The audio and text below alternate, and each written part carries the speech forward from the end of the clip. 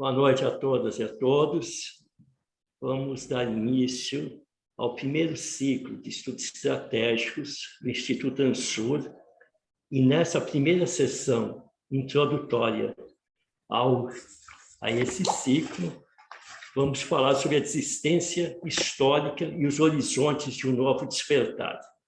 Essa primeira sessão, inclusive, é a inspiração do conjunto do ciclo e baseado nos textos, no último texto do nosso professor Márcio Postman, que vai ser o expositor hoje, e com a introdução e comentários do presidente do Instituto, Vicente Trevas. Uma rápida apresentação, já que é desnecessário, mas rapidamente, do expositor, do comentarista e do expositor hoje. O Vicente é o presidente do Instituto Ansur, sociólogo, é conselheiro da Fundação Sociologia e Política e foi secretário de Assuntos Federativos da Presidência da República, para resumir muito as suas atividades. E o Márcio Postman, também que dispensa apresentações, economista, professor da Unicamp, professor titular da Unicamp, é presidente do Instituto Lula, foi presidente da Fundação Perseu Abramo e também foi presidente do IPEA, Instituto de Pesquisa Econômica Aplicada. Então, agora, já sem mais delongas, já passo para o Vicente Trevas fazer uma apresentação desse ciclo de estudos estratégicos, a Encruzilhada Brasileira. Vicente, com você. Liga seu microfone. Muito boa noite, Ricardo. Muito boa noite a todos e todas, né? Esse projeto é um projeto do ciclo de estudos estratégicos que vem sendo pensado já há algum tempo pela nossa instituição, né? Nós somos, né, nós somos o Instituto Sul-Americano para a Cooperação e a Gestão Estratégica de Políticas Públicas, né? Nós somos uma agregação recente, nós temos 4 anos, de quadros políticos, gestores públicos, governantes e acadêmicos, né? E militantes sociais também. E a nossa preocupação foi tentar entender a complexidade do tempo presente do nosso país, que nós estamos assim enunciando como sendo uma grande encruzilhada histórica, né? E, portanto, quando os povos, as sociedades, as nações vivem encruzilhadas, elas estão diante de um momento excepcional que requer muita lucidez, que requer decisão, requer coragem e requer ousadia. Mas tudo isso, para ter um sentido prático e efetivo, necessita de reflexões estratégicas capazes de fundamentar uma capacidade essencial, que é termos inteligência política, ou seja, observarmos os acontecimentos não só naquilo que se manifesta na conjuntura, mas os seus movimentos mais profundos, as suas condições estruturais mais profundas.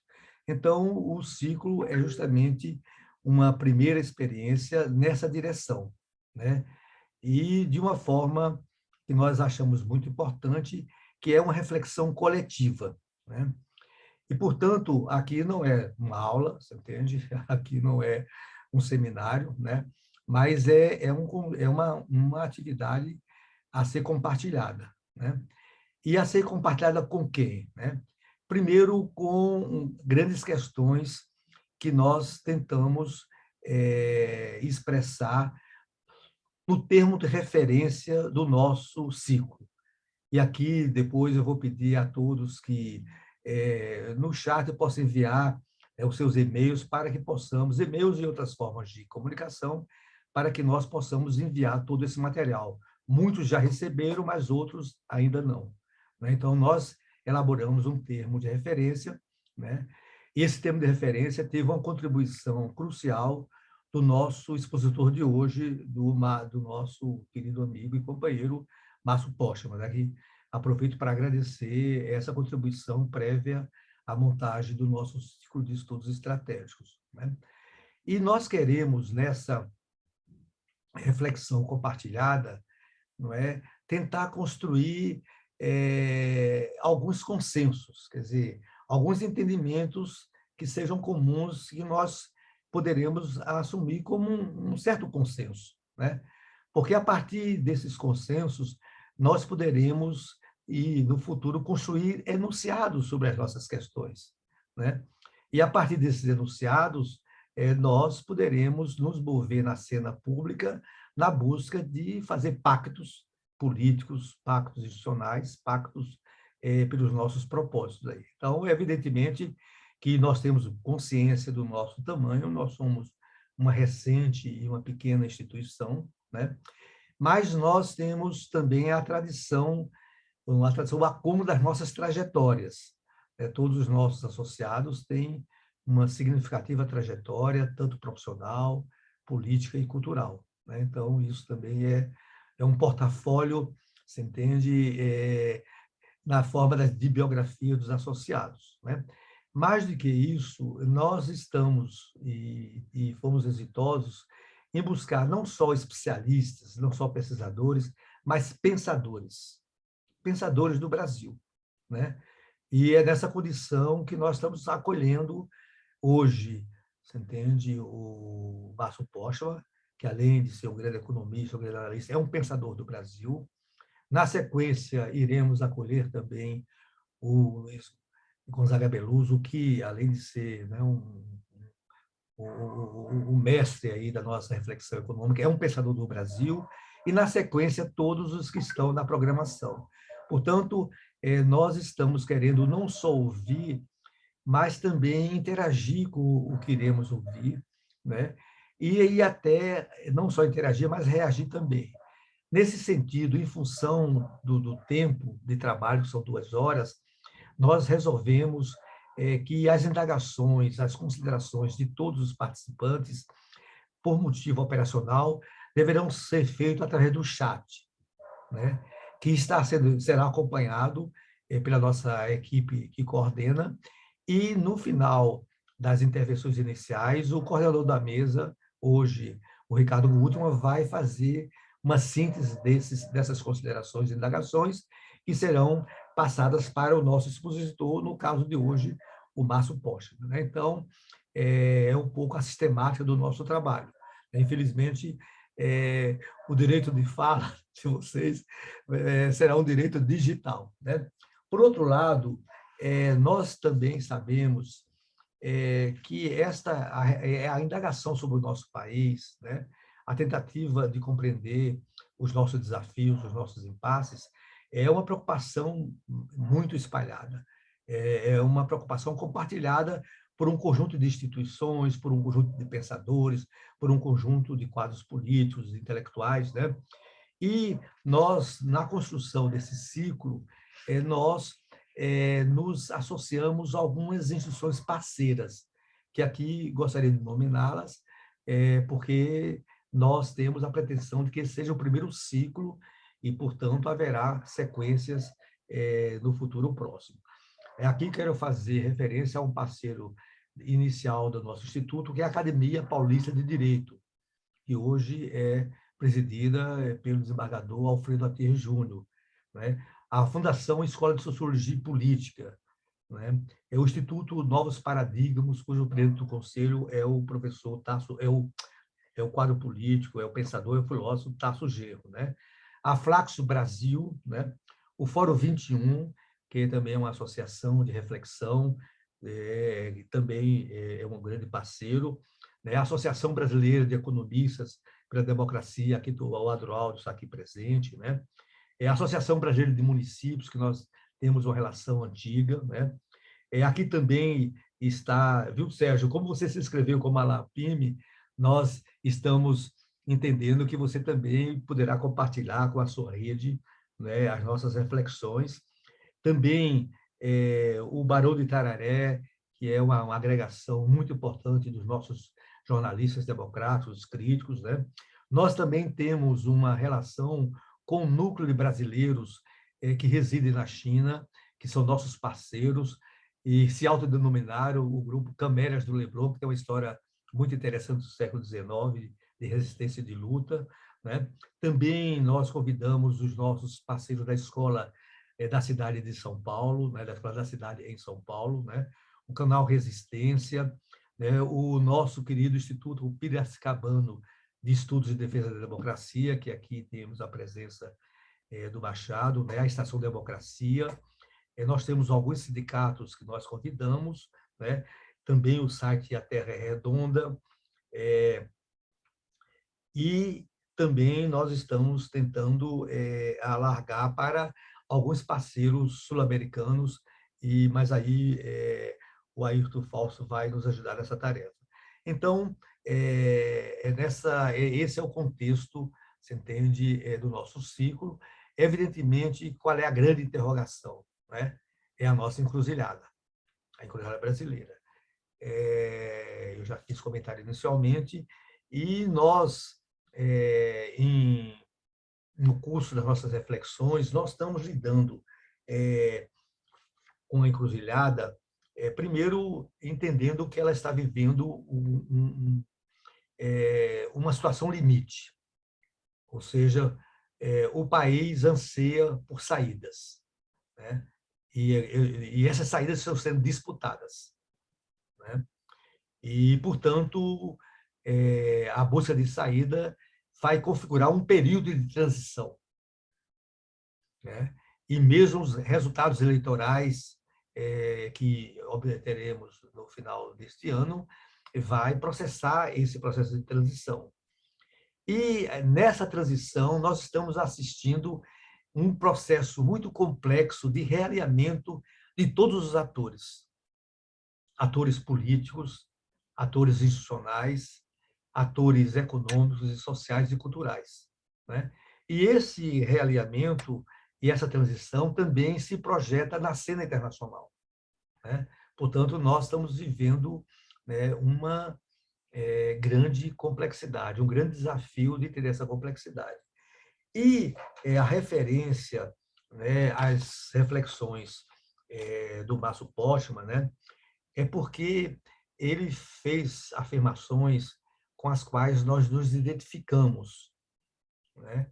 E claro que hoje nós vamos querer esclarecer e aprofundar com o Márcio essas reflexões. Uma delas, né, é que as nossas classes dirigentes desistiram do país, desistiram de um projeto de nação, um projeto de desenvolvimento.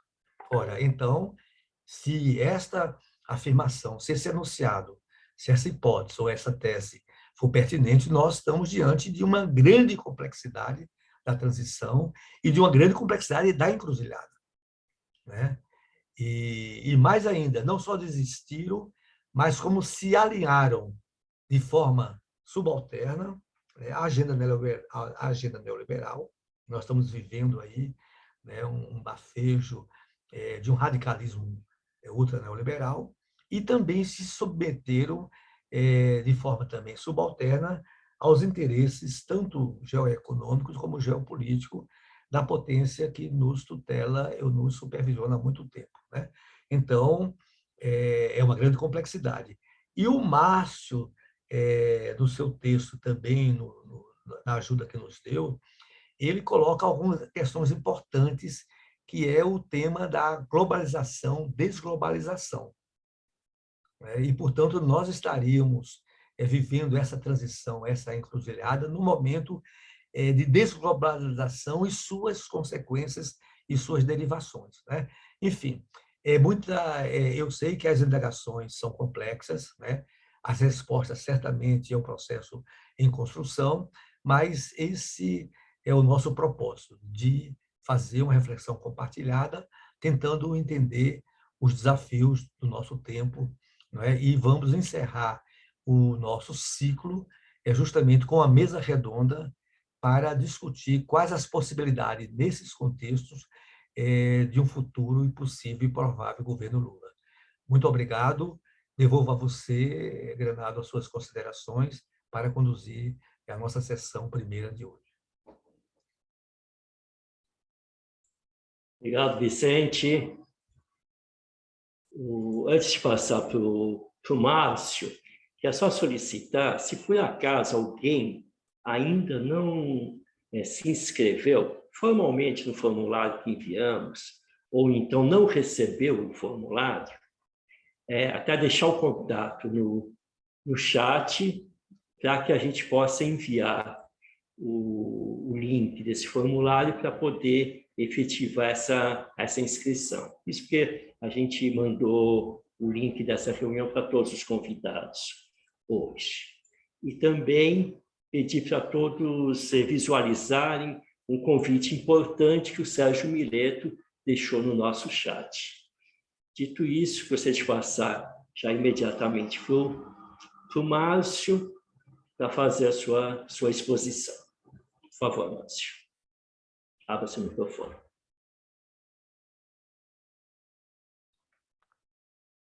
Boa noite a todas e todos. Obrigado, Ricardo, pela mediação e o Vicente pela recepção. Também sou grato pela oportunidade de compartilhar um pouco da minha reflexão com os amigos, aos quais tenho grande admiração. E acredito que aqui, obviamente, como foi apresentado, é mais o meu papel aqui de estimular questionamentos e buscar talvez aí uma interpretação mais abrangente acerca da realidade que nós vivemos. Acabaram saindo dois publicadores livros neste ano, embora, na verdade, haviam sido já construídos há um ano e pouco atrás, mas a questão das editoras, demora e tal, terminou coincidindo que saísse esse livro, A Grande Desistência Histórica e o Fim da Sociedade Industrial, e, na sequência, o outro livro, que também vai na mesma dimensão reflexiva, denominado Neocolonialismo à Deriva, Mudanças Estruturais da Sociedade Brasileira.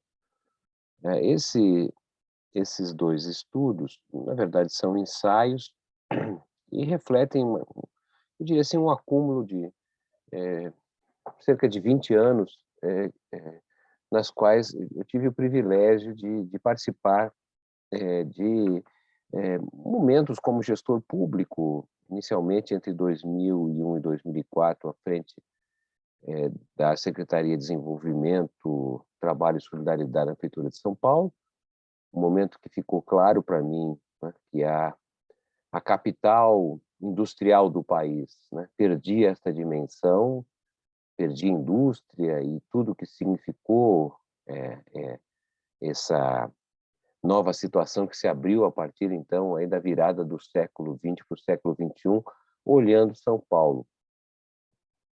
Depois, uma outra experiência também muito importante, que foi à frente do Instituto de Pesquisa Econômica Aplicada, vinculado à Presidência da República, entre 2007 a 2012, que também permitiu um olhar bem abrangente acerca da realidade brasileira, do esforço dos governos aí liderados pelo presidente Lula e posteriormente pela presidenta Dilma, num país com os constrangimentos da periferia que já conhecemos, e especialmente no momento em que já evidenciava o deslocamento do centro dinâmico do Ocidente para o Oriente, né? E de como o Brasil, a partir de 2009, passou cada vez mais a se tornar muito dependente do comércio com a China, né? A partir de 2019, nosso principal parceiro comercial tornou-se a China, e todas as consequências, né, que derivam desse tipo de reposicionamento que o Brasil fez, cada vez mais solidificado no modelo primário exportador, associado aí a uma espécie de plataforma da financiarização que já vem de mais tempo. E, por fim, a experiência também à frente da Fundação Perseu Abramo, entre 2012 e 2020, aí já trabalhando diretamente na realidade de um partido político mais importante do Brasil, eu imputaria, não é? Mas que começava já, praticamente para mim, pelo menos ali, de estudos que fizemos desde 2008, no movimento digamos, de perda de aderência na sociedade, né? 2008 foi o momento em que o PT teve mais à frente de prefeituras municipais, né? Como sabemos, as principais prefeituras, as principais cidades do país, e a partir de 2012 ele foi perdendo referência nos principais centros urbanos, metropolitanos, salvo a eleição do companheiro Fernando Haddad, em 2012, vitoriosa, que destoou digamos assim, do quantidade de eleitores por conta de São Paulo ser muito grande, mas já estava evidente que o PT já não estava mais presente nas principais cidades brasileiras e estava, de certa maneira, se relocalizando em cidades pequenas, não obstante a sua presença nacional, mas como gestor, como, na verdade, ação nas principais cidades, ele começava a ter problemas, né? Então, essas três experiências, para mim, foram muito enriquecedoras. Eu aprendi muito, e os dois livros, são, de certa maneira, uma reflexão que não se prendem ao que a gente talvez esteja mais acostumado a fazer, que são análises de eventos, de fatos. A gente usa até o termo de conjuntura, né, como uma tentativa de interpretar os fatos que estão acontecendo e movendo o curto-prazismo. A minha preocupação, de certa maneira, é fugir um pouco da conjuntura, até porque a hipótese pela qual eu tenho buscado refletir não é que a conjuntura não mais atualiza a estrutura. Um pouco esta ideia, análise de conjuntura, é uma espécie de interpretação de fatos e eventos, né? E a abordagem de fatos e eventos nos permitiria, de certa maneira, compreender um movimento maior da estrutura, atualizar a análise da estrutura de uma realidade. A impressão que eu tenho é justamente que a análise de conjuntura, eu lembro aqui do companheiro Marco Aurélio Garcia, que costumava dizer, depois muito próximo já da sua morte, que as análises de conjuntura que ele fazia seriam suficientes para cobrir no máximo 2 horas seguintes, porque depois disso ele já não teria mais certeza se a abordagem que ele ofereceria teria consistência, dado a aceleração das mudanças, dos eventos, né, dos acontecimentos. Bom, então, é tudo isso para dizer que, na verdade, a gente precisaria entender a estrutura, o movimento estrutural, porque me parece que justamente a mudança estrutural é que pressiona a conjuntura, e não o contrário, né? Então, o que eu vou fazer? Não vou cansá-los aqui, quero fazer até uma exposição mais curta para que a gente possa dialogar. De certa maneira, uma interpretação, eu diria assim, um diagnóstico de época, certo? Ele não se prende às emergências do curto prazo, certo?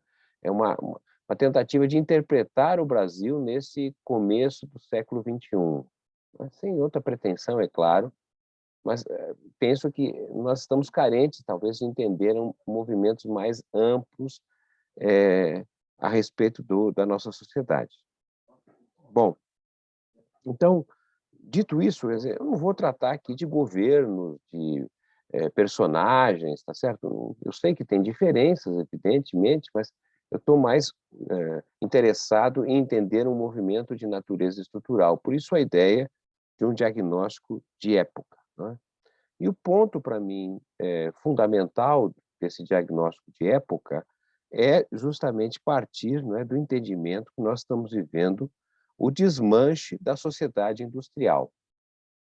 Embora incompleta, não é, foi uma construção política significativa que se deu basicamente a partir aí da virada da década de 1920, 1930, praticamente 100 anos atrás. Né? Projeto político que colocou em marcha uma sociedade diferente daquela que vinha até então.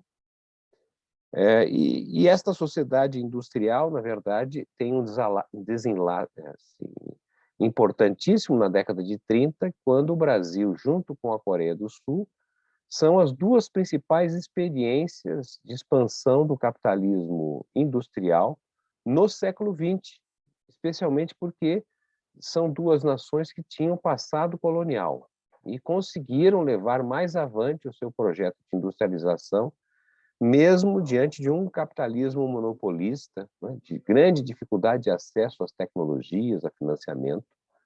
E, diferentemente da Coreia do Sul, que foi praticamente, como dizem os estudiosos, uma industrialização a convite, ou seja, a convite porque interessava, diante da Guerra Fria, não é? O desenvolvimento de alguns países, então, a convite dos Estados Unidos, houve, digamos assim, um favorecimento em relação à Coreia do Sul. O caso brasileiro, nós não contamos com esse convite, pelo contrário, de maneira geral, salvo a relação que teve Getúlio Vargas com Roosevelt, né, que praticamente abre as portas para a consolidação da indústria de base no Brasil nos anos de 1940, com a construção da Companhia Siderúrgica Nacional, a Companhia Vale do Rio Doce, a Fábrica Nacional de Motores, a Companhia Alcalis, que são a base, basicamente, da indústria brasileira.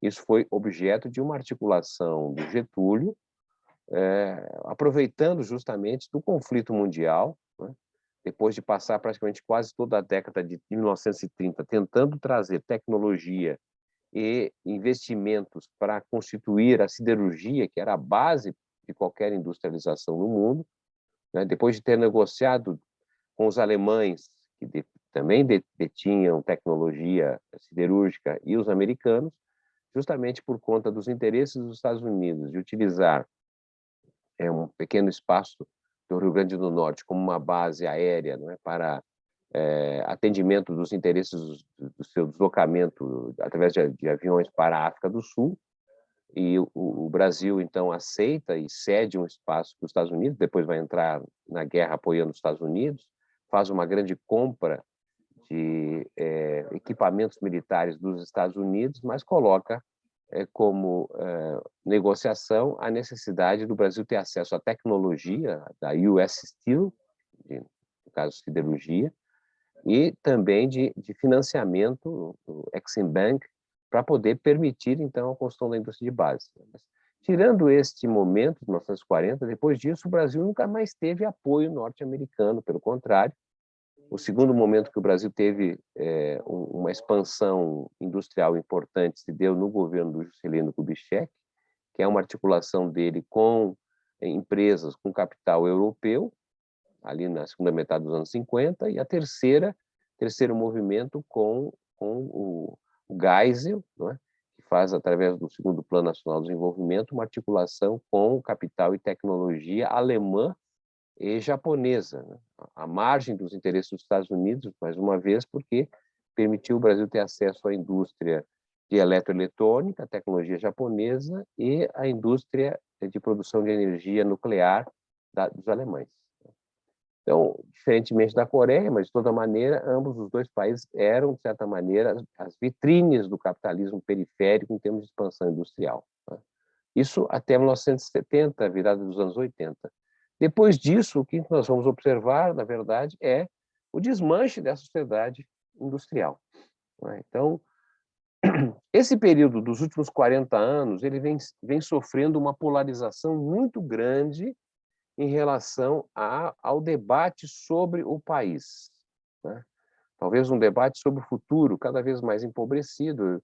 Eu fiz graduação, completei a graduação em economia no início dos anos 1980, e lembro-me que era comum haver estudos, artigos, livros sobre o Brasil em 2020, ou seja, discussão sobre o futuro do Brasil, seja pela direita, Roberto Campos, seja pela esquerda, Celso Furtado, entre outros, né? Havia um debate sobre o futuro. Acontece que, a partir dos anos 90, esse debate desapareceu. Não se fala mais sobre o futuro, há uma espécie de cancelamento do futuro. Se perguntar qual é o projeto do Brasil para 2030, o que vai ser o Brasil em 2030, 2040, não tem, né? Bom, então, a impressão que eu tenho é que, na verdade, nós estamos diante de uma polarização improdutiva, mas, de toda maneira, é isso que está de alguma forma, sendo considerada em torno de projetos políticos que resultam desta interpretação acerca do país. Então, de forma muito simplificada, eu diria assim, nós temos uma visão que vem sendo, que foi mais recentemente, a partir de 2013, 2014, apoiada pela direita, pela extrema-direita no Brasil, embora não seja uma tese da extrema-direita, mas ela se apropriou desta visão, que é, eu diria assim, a visão da grande regressão histórica. Ou seja, o Brasil está vivendo uma regressão histórica, e esta regressão vem sendo feita a conta-gotas, porque há uma resistência de determinados setores, né, em manter valorizada o estoque de sua riqueza velha. O país, praticamente, são 4 décadas de estagnação da sua renda per capita. Eu sei que tem diferenças de períodos, mas estou olhando aqui, como falei, não é? O período de 4 décadas, né? Então, nesse sentido, para se ter uma ideia que eu estou falando, entre 1981 e 2020, o PIB per capita brasileiro cresceu, em média, 0,6%. Se pegarmos um período mais longo, de 1930 a 1980, o PIB per capita do Brasil cresceu 3,3%. E se pegarmos ainda a República Velha, a Primeira República, que é basicamente quando o capitalismo está se consolidando no Brasil, entre 1889 a 1930, o PIB per capita cresceu 7%. Então, olhando esses 3 períodos, quer dizer, nós passamos a viver, a partir dos anos 80, o pior período do capitalismo brasileiro, considerando, portanto, ao final da década de 1880 para cá. Né? Bem, então, há uma visão, isso vem, na verdade, de autores como o Roberto Kurtz, por exemplo, Colapso da Modernização, tem vários autores, eu não vou aqui cansá-los com a visão aqui professoral, de bibliografia, etc., mas há uma visão de que há um colapso do projeto de modernidade, a modernidade líquida. Bom, há várias possibilidades em termos desses autores que tratam, na verdade, que há uma espécie de colapso do projeto de modernidade ocidental. Certo? Um projeto de modernidade ocidental que teria, na verdade, ocorrido a partir de 1453, quando se interrompe o comércio da Europa com a Ásia, feita ali através de Istambul, né, que cai, quer dizer, hoje Istambul, mas que quando caiu Constantinopla para os turcos, eles fecham aquela passagem, se interrompe mais de 2000 anos das rotas da seda, de comércio de uma Europa muito velha, e também antiquada, primitiva, diante de uma Ásia relativamente moderna para aqueles tempos, né, e com grande produção de mercadorias de interesse dos europeus. Né? Então, o fechamento de Constantinopla abre, na verdade, para a Europa praticamente 500 anos de construção de um projeto de modernidade que se estabelece como centralidade o Ocidente. Isso vem desde os esforços tecnológicos em torno das grandes navegações, né, que se estabelece para buscar a antiga Rota da Seda, mas agora pelo mar, né, não mais pelo Mediterrâneo, mas pelo Oceano Atlântico. E, como sabemos, essas rotas que se abrem, as grandes navegações, não é, permitem, entre aspas, descobrir um continente novo e ocidentalizá-lo, que foi a América. A América, como sabemos, serviu de 3 séculos, né, de acumulação primitiva, né, de construção de uma sociedade da mercadoria a partir do sistema colonial europeu, e cuja expropriação foi fundamental para construir as bases do capitalismo na Europa, como sabemos, né, acumulação primitiva. E depois de praticamente 3 séculos de sistema colonial europeu, se estabelece as bases pelo capitalismo dos últimos 200 anos. Né? Então, a visão que se tem é que esse projeto de modernidade ocidental se esgotou, né? Ele não tem condições de se reproduzir, e, portanto, o que estamos vivendo é uma regressão social. Vou ficar por aqui para não cansá-los, tá certo? Bom, mas o que interessa do ponto de vista político é que, a partir de 2013, 2014, não somente no Brasil, a extrema-direita vai se dar conta, não é, de que, de fato, há uma regressão histórica e cabe a ela acelerar a regressão. O que significa dizer a emergência de governos que não governam, que não fazem mais a gestão do capitalismo, e sim propõe uma nova formulação da política. A política é para valer, é para mudar, não é mais para gerir a decadência, a regressão. Certo? Em nome, então, da aceleração desta regressão que propõe a destruição de instituições, o questionamento das instituições tradicionais pelas quais a sociedade se organizava. Tá? Bom, nós temos um outro polo, tá certo? É um polo que também identifica que há, de fato, problemas de regressão, mas, como escreveu muito bem, pelo menos para mim, não é? O Wolfgang Streeck, esse alemão, o livro dele mais interessante para esse tema é A Compra, não é, do Tempo, ou seja, o que nós estaríamos observando nas últimas 4 décadas, praticamente, na verdade, não é? Era, na verdade, um diagnóstico de uma espécie de grande restauração. Ao contrário da grande regressão, se daria, então, um movimento de restauração, ou seja, a transformação da política em gestão. Certo? Como gerir uma decadência, uma regressão, tá certo? Procurando minorar os problemas. Certo? Então, o que se assistiu no caso brasileiro, eu pelo menos olho assim, como sendo os governos da Nova República, como sendo governos, não é, de restauração, governos cujo neoliberalismo seria um instrumento pela qual se buscasse gerir um capitalismo em regressão, tá certo? Buscando repartir melhor, evitando, na verdade, grupos que pudessem se apropriar mais do que outros de algo que não se funciona de forma mais como no passado, não é? Mas sempre com a promessa, isso é muito comum dentro da esquerda, inclusive, a promessa de que o capitalismo produziria crescimento. É possível crescer, o capitalismo vai crescer. Então, a crença de que haveria a possibilidade de crescer no capitalismo, tá certo? E, nesse sentido, a defesa não do rompimento, mas, pelo contrário, a defesa da ordem, tá certo? A defesa das instituições. Bem, então, esse, me parece, tem sido o debate empobrecido pela qual nós estamos aí submetidos há 3 ou 4 décadas, né, em que não há discussão sobre o futuro, porque uns querem acelerar a destruição sem dizer para onde iríamos, né, e de outros aqueles que pretendem, na verdade, salvar o que é possível. Certo? E, portanto, nesse sentido, a restauração, não é? A construção de maiorias que evitassem, na verdade, problemas maiores, ou seja, comprasse tempo, nas palavras do Streeck, comprar tempo antes que a catástrofe se realize.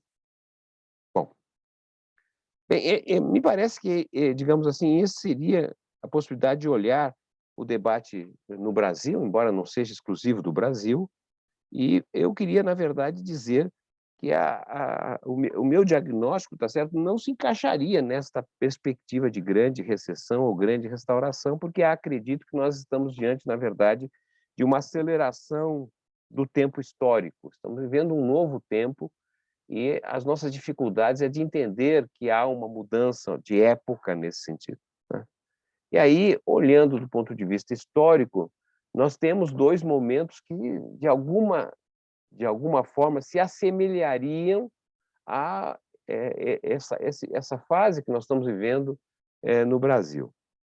Eu chamo a atenção para o que aconteceu, de certa forma, a partir do final da década de 1860, quando já estava claro, não é, o desmoronamento da sociedade escravista no país.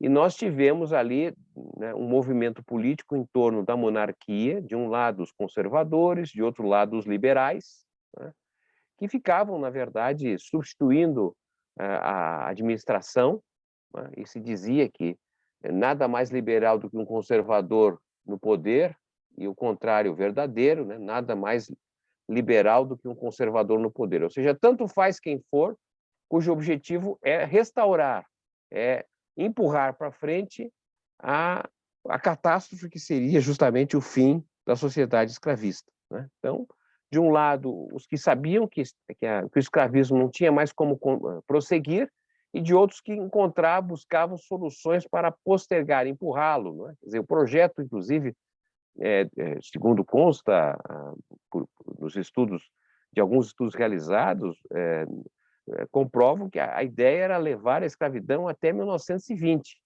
né? E por isso aquelas medidas que foram tomadas desde 1850, do fim do tráfico de escravos, a lei do septuagenário, a lei do ventre livre, né? Ou seja, tentativas de postergar a escravidão, quando, na verdade, já se sabia que era muito difícil mantê-la, né? De outro lado, nós temos uma força que entende, na verdade, que há uma mudança de época em curso, que seria a visão dos desculpa, a visão dos abolicionistas, né? Eu acho que o principal intérprete desse seu momento foi Joaquim Nabuco, né, que já faz um discurso na Câmara dos Deputados em 1871, né, e que serve de base para o seu livro sobre o abolicionismo, né, cujo tem um capítulo fantástico que ele fala os riscos do atraso, os riscos de continuar postergando essa sociedade, porque o país vai perdendo posição relativa e oportunidades que estão colocadas pelo capitalismo, né? Bem, então temos um movimento que se fundamenta em torno da defesa do capitalismo, o fim do mercantilismo, não é? Uma aposta, portanto, numa outra organização da sociedade, e um projeto progressista que vem com Rui Barbosa, entre outros abolicionistas, que não querem somente a libertação dos escravos, mas a sua inclusão na sociedade, né? A defesa de uma garantia de renda, a defesa da distribuição de terras, né? A defesa da expansão do sistema educacional para a inclusão através da língua, dos ex-escravos, etc. Como sabemos, a correlação de forças não viabiliza isso, mas, de toda maneira, o país abandona, né, quase 4 séculos de escravidão, né? Então, apenas para chamar a atenção que já vivemos um período histórico anterior em que estava claro já o desmanche de uma sociedade escravista, e você tinha, na verdade, as duas forças dominantes, de um lado, aqueles que queriam mantê-la por mais tempo, postergá-la no tempo, não é? E, de outro lado, aqueles que lutavam pelo seu encerramento, né? Construção de uma coisa diferente. Depois nós podemos também considerar o que acontece nas décadas de 20 e 1930 no Brasil, não é? Que é basicamente quando começa a ficar claro, não é, que a sociedade agrária, que o modelo primário exportador no Brasil já não está mais compatível, não é, com as exigências do capitalismo que se fundamenta no país. E aí você tem um movimento modernista importantíssimo, não é? O Oswald de Andrade tem um fantástico texto de 1977, não é, que ele chama o Brasil como sendo o país, não é, da sobremesa, certo? O país que produz produtos, na verdade, laranja, cana-de-açúcar, o açúcar, não é? Banana, coco, bom, entre outros, que são produtos de sobremesa, ou seja, o Brasil está fora do mundo a continuar a produzir isso. Isso do ponto de vista da cultura, das artes, né, que se percebe, obviamente, que há, na verdade, um desmanche da sociedade agrária e é preciso colocar outra coisa no lugar, certo? Mas, se a gente acompanhar o debate que se dá no parlamento da República Velha, né, ou seja, o debate fundamentado não apenas na política dos governadores, né, chamada política café com leite, mas o que está em jogo eu diria assim que a República Velha foi, na verdade, o sistema político de um partido, não é? Porque era o Partido Republicano, não havia Partido Republicano nacional, embora desde 1870 ele se apresenta, né, como defensor do capitalismo, defensor até mesmo da abolição, mas o projeto de Partido Nacional não se viabiliza, como sabemos, e nós vamos ter, durante a República Velha, a difusão de vários partidos republicanos, né? De cada estado tem o seu, não é isso? Mas o debate é, na verdade, de continuidade da sociedade agrária, né? Basta revisitar o discurso de Júlio Prestes, né? Em 1930, ele reconhece a crise do café, né, diante da depressão de 1929, mas reafirma, olha, diante da crise do café, a laranja vai salvar o Brasil. Certo? É a tentativa de postergar no tempo, não é, a velha sociedade agrária, tá certo? Mas, em paralelo, nós temos, digamos assim, um movimento mudancista que vem com o modernismo, mas também vem com os tenentistas, né, que não aceitam mais a continuidade da sociedade agrária e apresentam outro projeto. E é um choque, como sabemos, a Revolução de 30, a Contra-Revolução de 32, a chamada Intentona Comunista de 35, a Intentona Fascista de 37, o Estado Novo também. Bom, enfim, uma década fantástica do ponto de vista de vários acontecimentos, né, na tentativa, na verdade, de estabelecer um outro horizonte, tá certo? Ou seja, não é mais possível a sociedade agrária, ela está em ruínas, e o que se coloca no lugar? Ou seja, um espaço de luta, de correlação de forças em torno de projeto. Bom, eu estou dizendo isso, desculpe aí, acho que eu até nem vou mais alguns 5 minutinhos e vou encerrar, tratando um pouco da realidade do Brasil desse ponto de vista. Ou seja, nós temos hoje, não é, na verdade, uma sociedade em ruínas, para não dizer, eu uso ainda o termo sociedade, mas eu acredito que a tese da Margaret Thatcher venceu. Ou seja, ela dizia, não existe sociedade, existem indivíduos e famílias e empresas. E a impressão que eu, olhando o Brasil hoje, me parece que é isso que nós temos. Tem indivíduos, empresas, tá certo? Família. Agora, a sociedade é uma sociedade em ruínas, né? E se a gente olhar o que era a sociedade brasileira na virada dos anos 70 e 80, ou seja, uma ampla classe operária industrial, tá certo? Hoje é praticamente residual, né? Basta dizer que de 2014 para 2021, nós perdemos 3.100.000 empregos industriais no país. É uma coisa avassaladora, essa segunda onda de desindustrialização que o país vive, né? Viveu uma primeira nos anos 90, como sabemos. Os governos do PT tentaram interromper isso com certo sucesso, mas interromperam, mas não conseguiram soerguer. E o que acontece ali a partir de 2015 em diante é uma coisa terrível, do ponto de vista da desindustrialização. Se a gente olhar o grau de penetração da indústria chinesa no Brasil, é uma coisa impressionante. Está dominando 80% a 90% dos setores industriais, são importações chinesas, né? Bom, então, desaparecimento praticamente do que tínhamos de uma classe operária industrial, o desaparecimento também de uma classe média assalariada, né? Então, o que nós estamos vivendo, na verdade, é uma polarização crescente entre o andar de cima e o andar de baixo, já que os segmentos intermediários foram muito afetados, né, por conta da destruição industrial, que não é um problema só da desindustrialização. Não é? A questão básica, na verdade, é que a perda de participação da indústria no PIB, na verdade, foi acompanhada, no fundo, não é, do desmonte de um sistema de produção. Ou seja, o que nós temos hoje é uma economia que opera como se fosse um queijo suíço, ou seja, uma economia muito dependente do exterior. O grau de integração é baixíssimo, isso do ponto de vista sistêmico da produção, mas também do ponto de vista regional, territorial. Se a gente olhar o desempenho do PIB, segundo o IBGE, por municípios, né, essas primeiras 2 décadas desse século mostra, por exemplo, que tem pelo menos 3 Brasis do ponto de vista territorial. Você tem aí cerca de 15%, 16% dos municípios brasileiros que decrescem em termos econômicos e populacionais, perdem população, envelhecem aqueles que lá residem, a atividade econômica é basicamente dependente de transferência de renda. Nós temos cerca de 40% dos municípios intermediários, municípios médios, né, que têm um crescimento comparável à expansão chinesa, crescem 6%, 7% ao ano, são uma espécie de enclaves vinculados à produção e exportação primária do Brasil, né, não tem conexão nenhuma com o país, praticamente.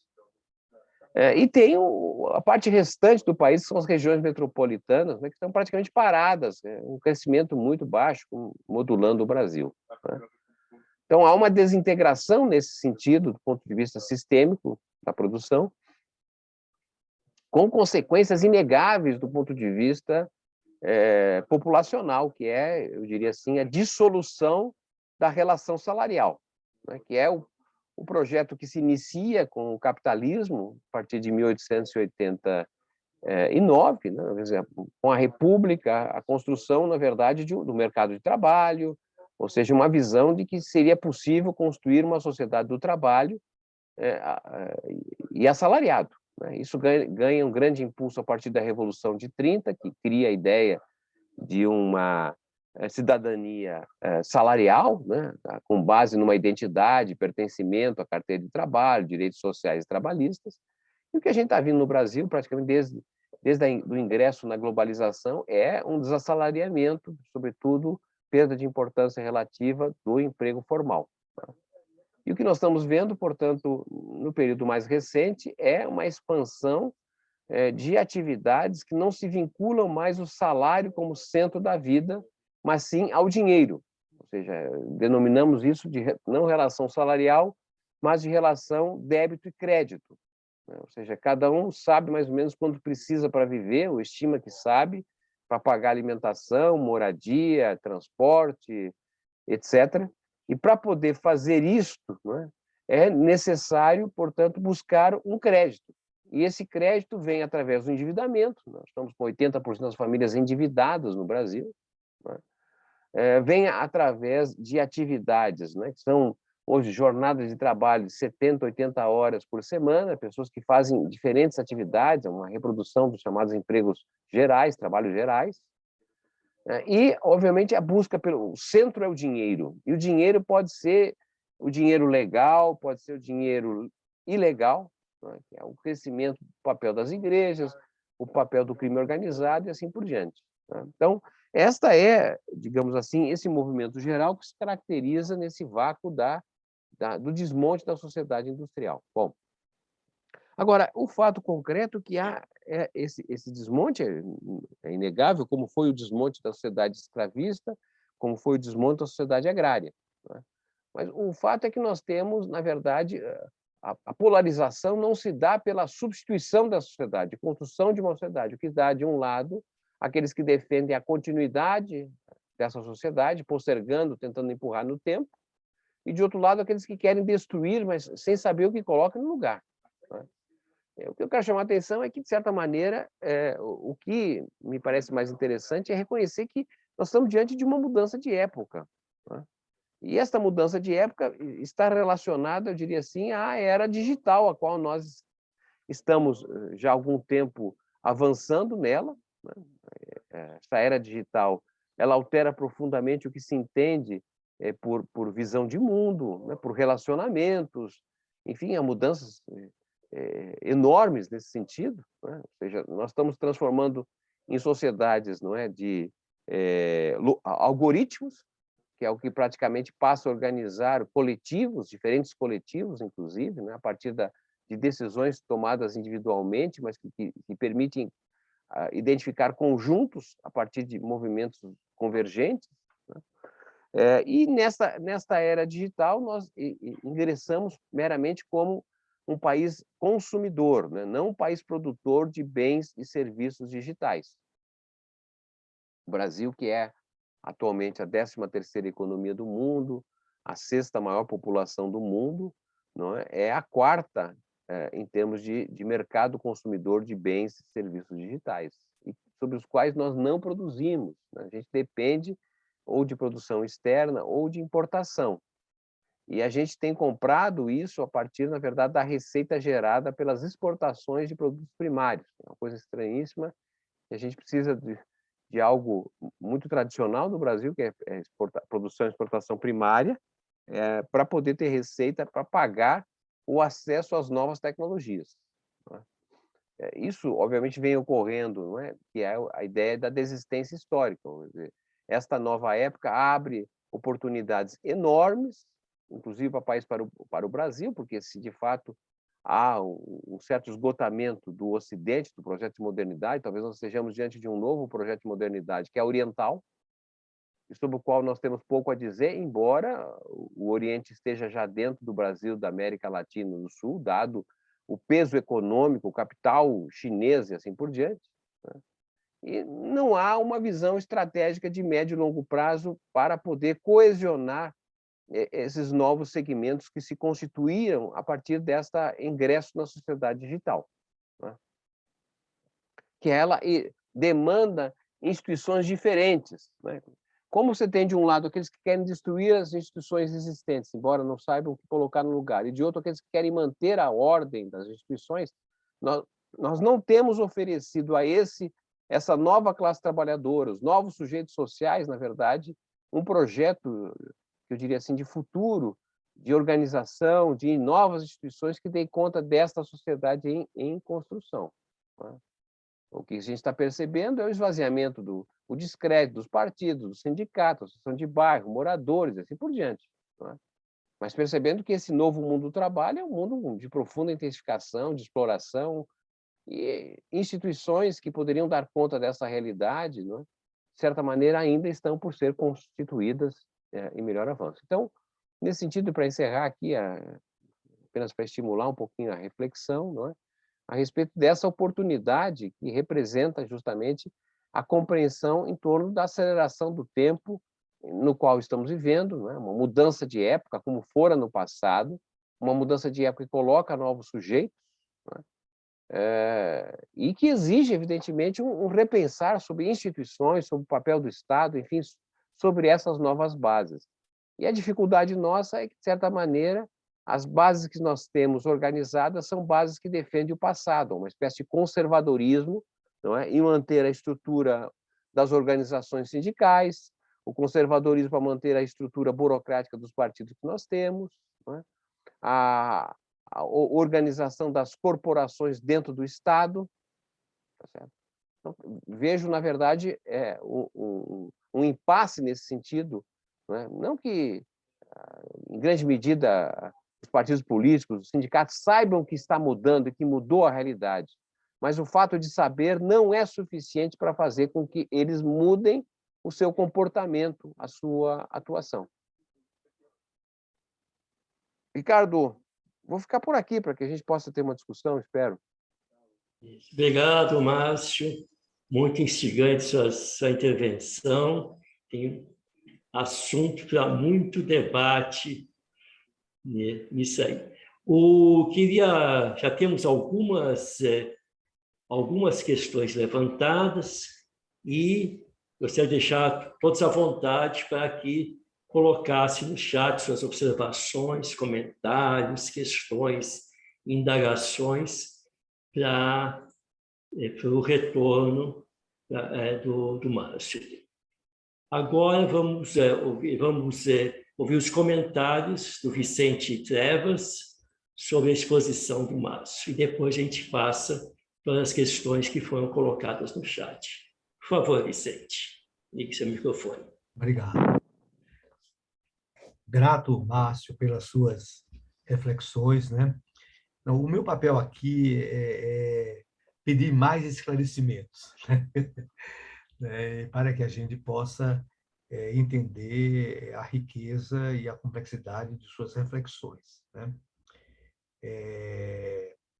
Primeiro, né, essa dialética sem futuro entre aqueles que querem postergar e aqueles que querem regredir, né? Então, e essa é uma dialética, é um movimento já vivido pelos povos, né, e pelo Brasil também. E queria que você pudesse comentar, se entende um pouco mais, quais as possibilidades desse movimento.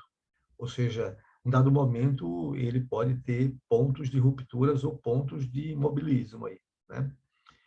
Uma outra questão importante é a sua afirmação de que as classes dominantes desistiram do Brasil, né?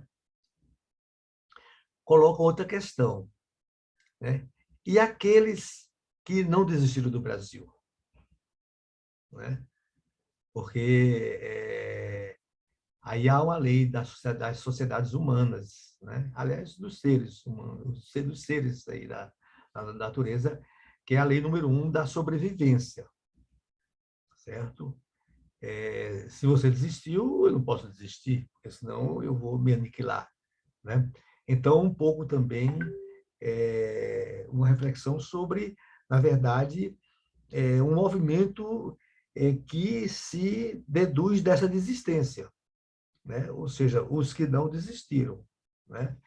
E, evidentemente, os que estão não desistindo são aqueles que se forjaram no passado recente e aqueles que estão se forjando no presente sem futuro, né? Então, aí é uma complexidade dos atores aí, né? Você também faz referência a um termo, né, que merece aprofundamento e até um termo assim da ciência política mais especificamente, que é de elite e de contra-elite, né? E aqui eu queria, né, trazer a sua reflexão, na verdade, que as classes dominantes do distrito do país, mas e as classes dirigentes? Repare que uma rebate com a outra, mas não são as mesmas coisas, né? Porque aqueles vão ter de arbitrar, você entende, a catástrofe da desistência, né? A catástrofe da postergação e da regressão, né? Isso eu estou dizendo porque pode trazer para esse ciclo aqui um tema que nós estamos vivendo nessa mudança de época, ou nessa transição, uma crise de direção do Estado e, portanto, a crise dos atores que conduz a direção do Estado. Então, eu queria que você pudesse aí fazer também considerações a respeito aí, né? Por outro lado, também, não é, Márcio, você tem nos lembrado sempre, como muitos, de que nós somos um país da semiperiferia. Isso significa que os nossos movimentos internos eles recebem certas sobredeterminações, né? Sobre ele, determinações incidem. E nós estamos vivendo uma grande também mudança de época no sistema mundial, né? A questão é como tirar partido, você entende, dessa situação que não só está na nossa dinâmica nacional, né?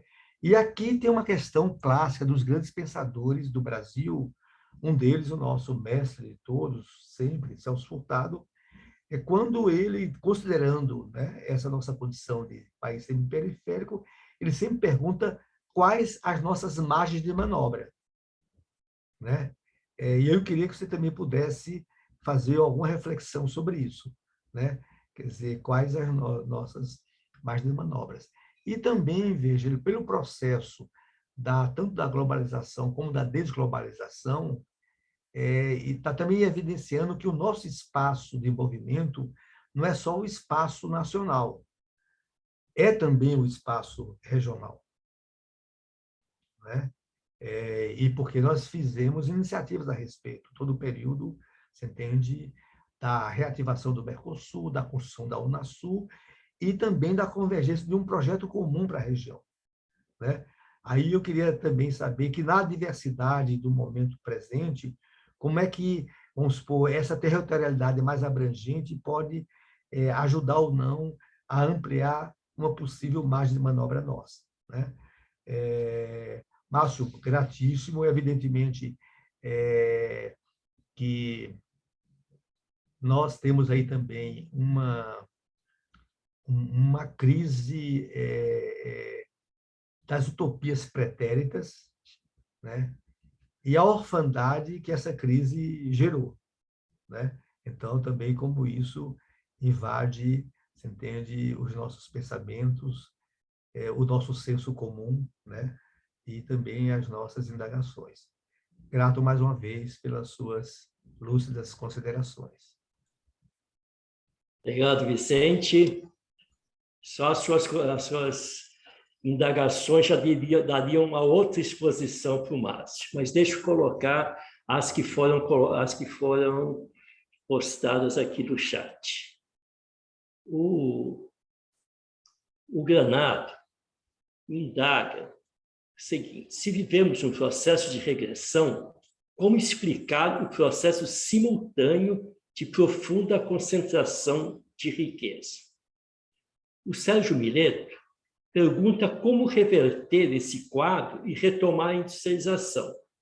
E ele cita a emenda constitucional número 6 de 1995, que impede que se faça uma política industrial automaticamente brasileira. Se lembro bem, essa emenda constitucional, ela iguala as empresas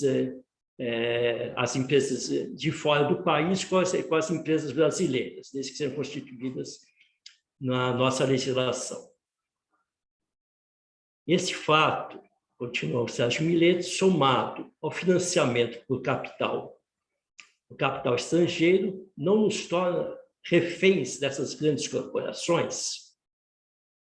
O José Machado coloca o seguinte: se estamos diante de uma mudança de época, se há 4 décadas vagamos sem rumo, destruindo a sociedade industrial e abrindo espaço para a regressão econômico-social, se houve uma desistência histórica por parte das classes dominantes, as perguntas são: o que fazer?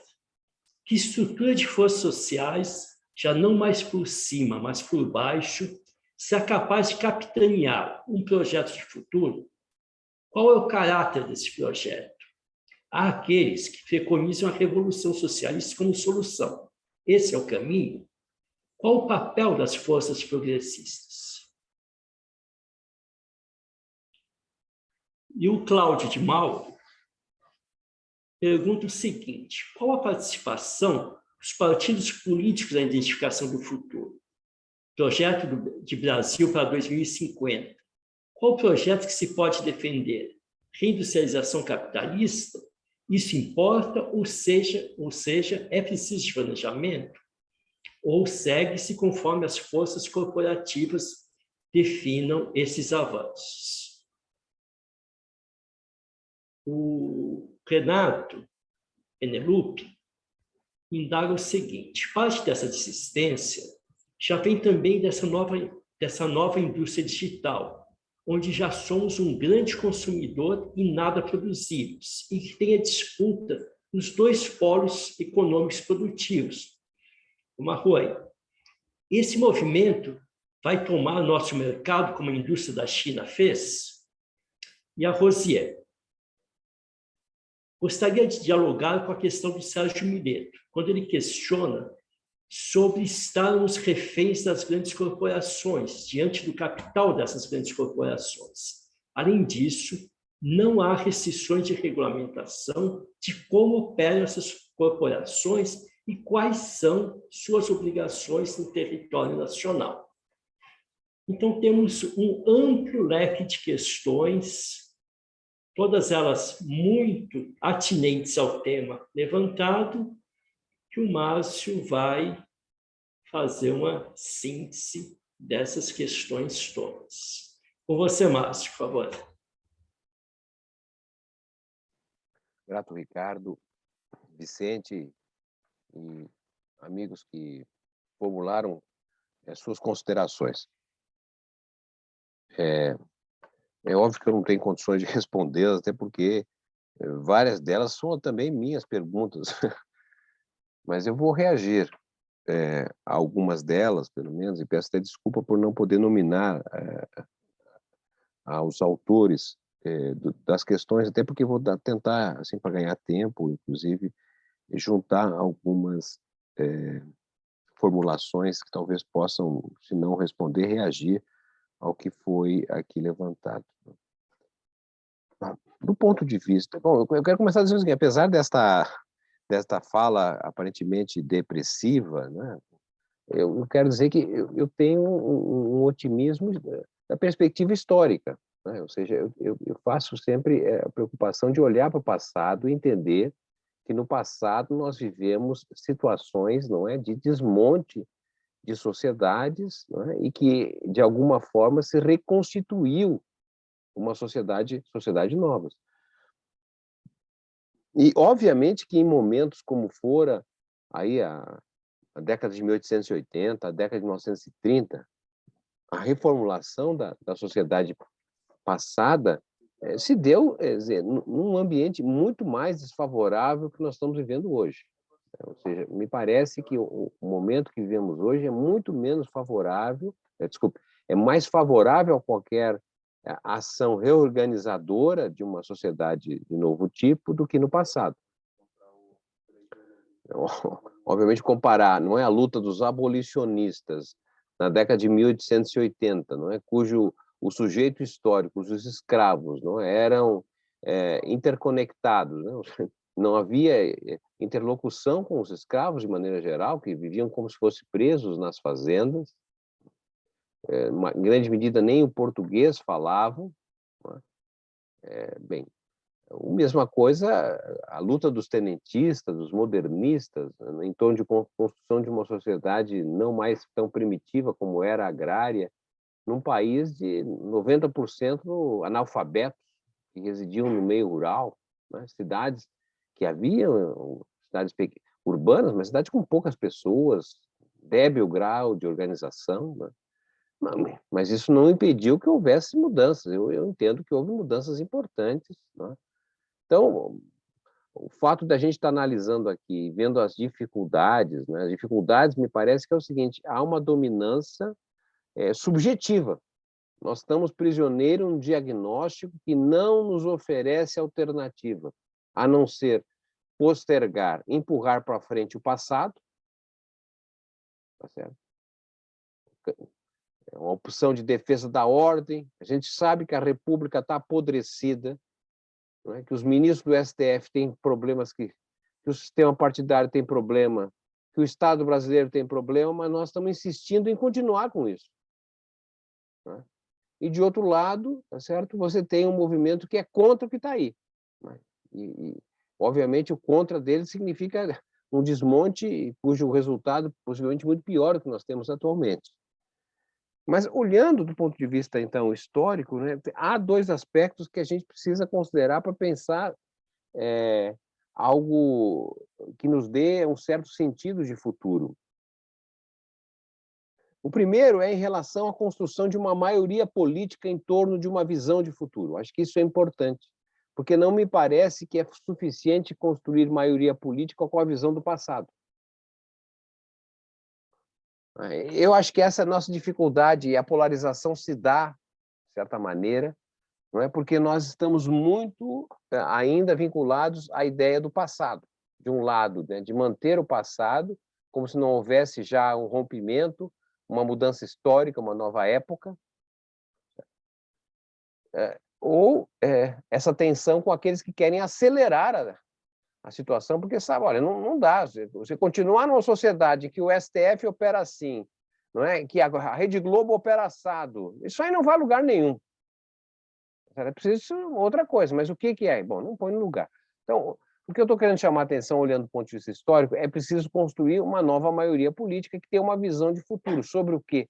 A disputa sobre o sentido de futuro, porque o futuro está colocado, o futuro já chegou.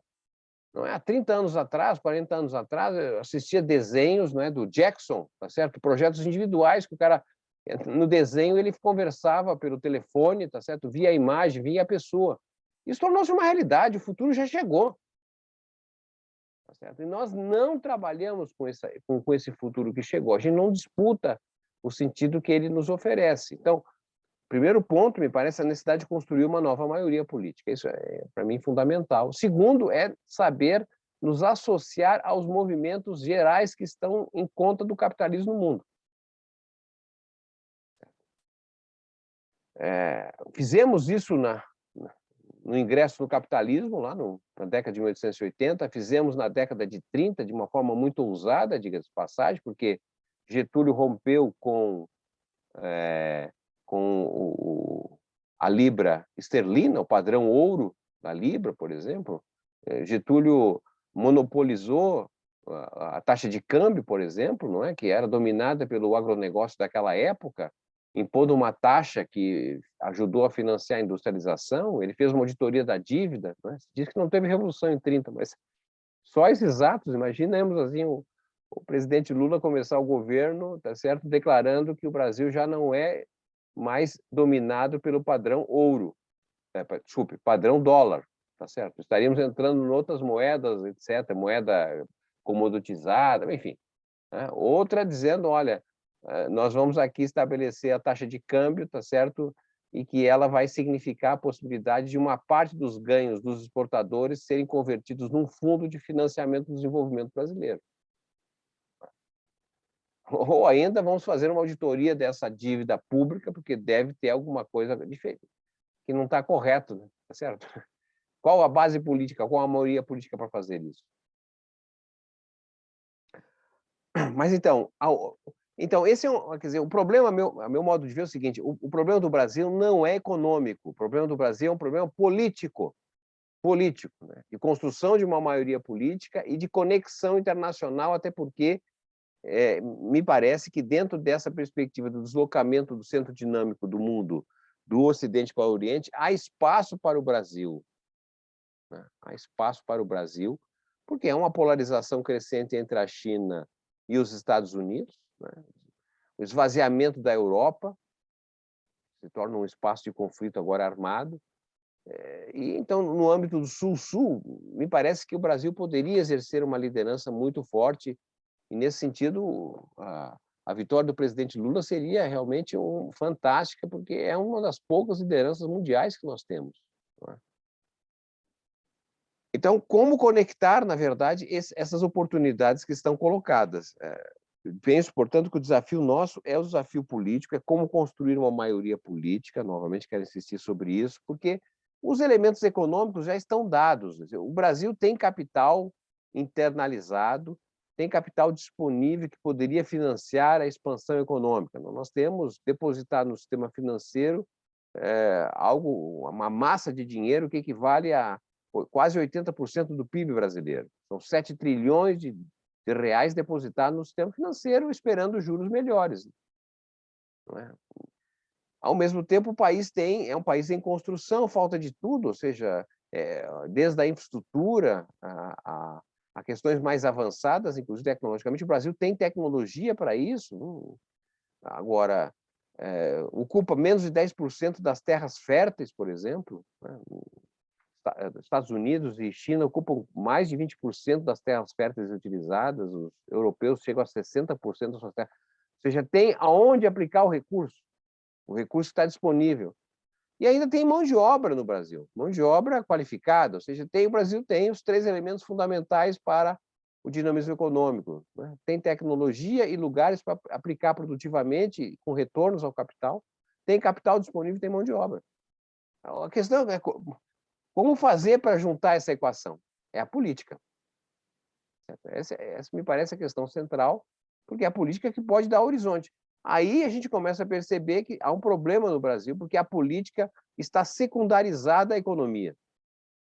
Certo? Não é a política que define para onde vamos ir, aonde queremos ir. A política define isso. Isso é uma decisão coletiva, se dá na eleição, mas não apenas. Para onde queremos chegar? A política define onde chegar. E é a economia que diz como. A economia é um meio para chegar aonde a política nos indica que deveríamos, em tese, chegar. Acontece que no Brasil, já há muito tempo, não é? A economia não é mais um meio, a economia é um fim em si mesmo. E vejo com muito bons olhos essa tática que o presidente Lula vem adotando, de certo? Não, olha, não tem economista que fala sobre economia, tá certo? Economia, eu vou fazer... O que eu vou fazer depois de eleito, tá certo? Nós estamos aqui acerto político. Ao invés de um acerto político depois que terminou as eleições, já tem os deputados, aí a gente vai ter que ir atrás para formar o governo. Não, vamos formar isso antes das eleições.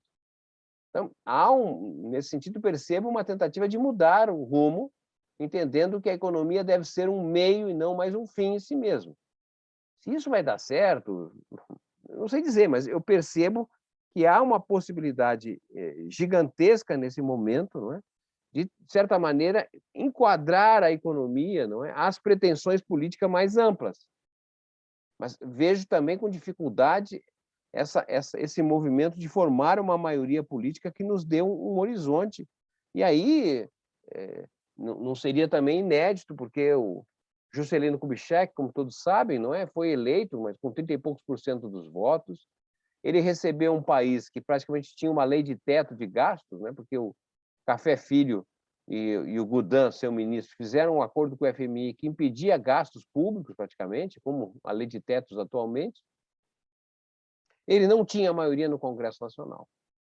Ele se deu conta, mas eu fui eleito para quê, então, se eu não posso gastar? Não posso construir nada porque não tem maioria no parlamento? O que eu faço? Ou seja, ele apresentou o seu plano de metas e construiu a maioria com o povo.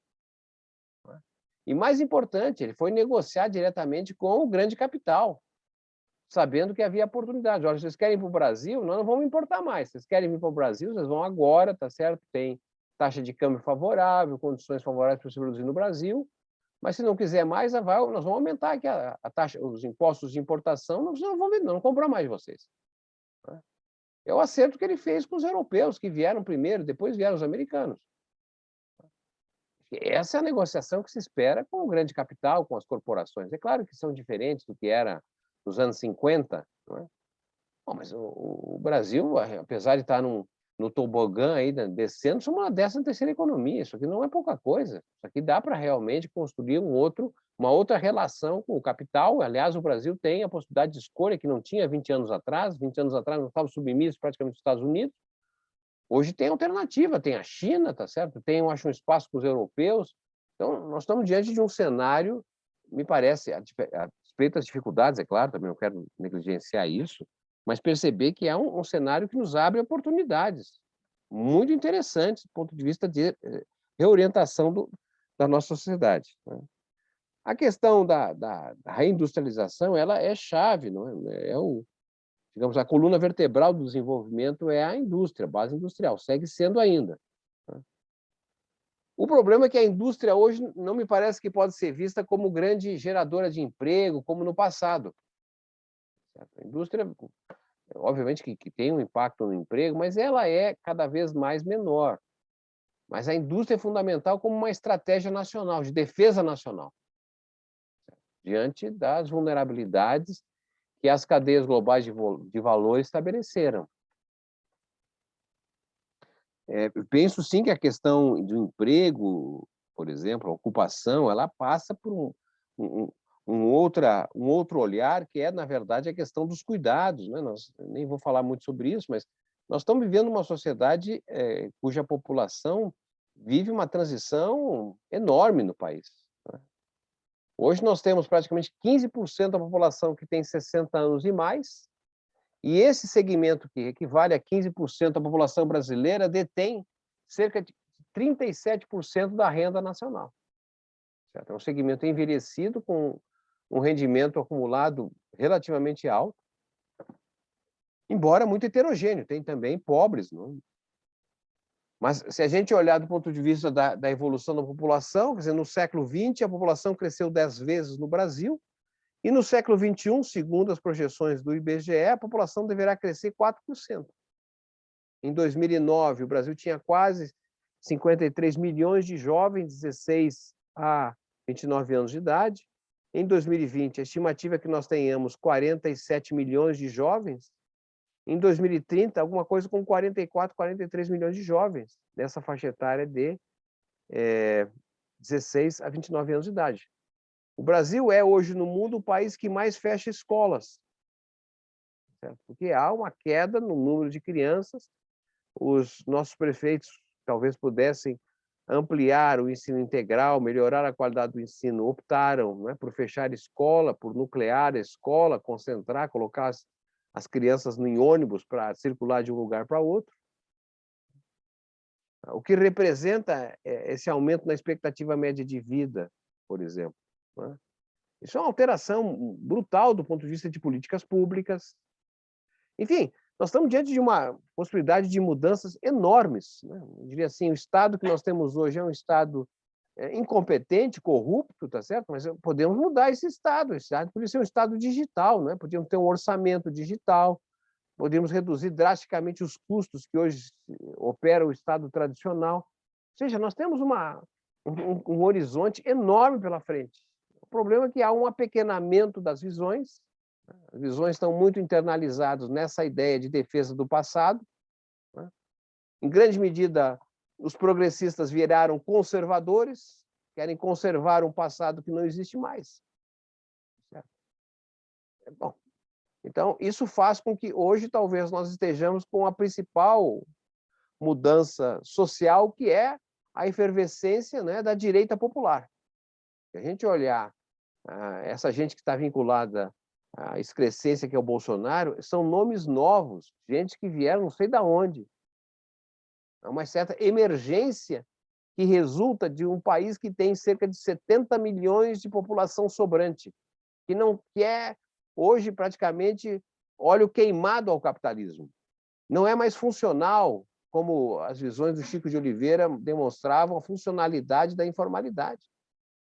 E esta massa sobrante vem servindo, na verdade, a um projeto de reorganização política institucional conduzida pelas igrejas neopentecostais e pelo crime organizado, pelas milícias, se quisermos, que é o que, infelizmente, se apresenta muito mais conectado na disputa da sociedade do futuro, digamos assim, do que nós, que estamos muito vinculados à ideia de defender o passado, porque o passado era bom e, de fato, era muito melhor do que é hoje, mas a questão é que esse passado ficou para trás, ele não vai voltar. Penso eu assim, né? A desglobalização, né, que é esse movimento que se imagina que estamos vivendo, um questionamento às cadeias globais de valor, é, de certa maneira, essa oportunidade que destacávamos anteriormente em relação a um país saber se reposicionar no mundo. Porque, infelizmente, nós nos distanciamos, como sabemos disso, nesses últimos anos. As corporações, essa é a questão, quer dizer, nós vivemos um capitalismo hoje de grandes corporações, cujo papel das corporações conseguem ser maiores do que o PIB de países, né? Em 2019, o país era a 9ª economia do mundo, mas a somatória dos 4 faturamentos das 4 maiores corporações mundiais era equivalente ao PIB do Brasil. Bom, gente, falei muita coisa aqui, obviamente não respondi quase nada, mas, enfim, vocês têm uma outra rodada. Como é que caminhamos aí, caro Ricardo? Muito bem, Márcio, muito obrigado.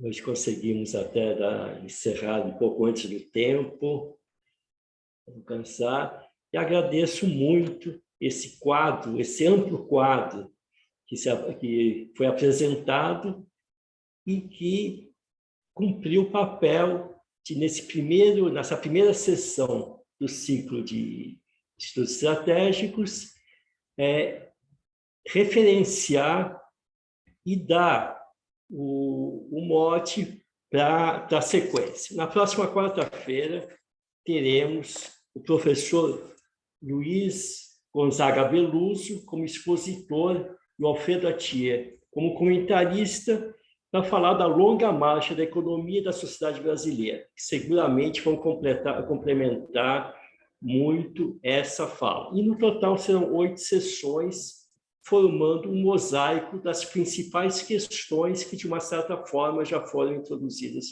pelo Márcio. Então, agradeço a participação de todos, reitero o convite para a próxima quarta-feira, quando nos veremos novamente. Um abraço.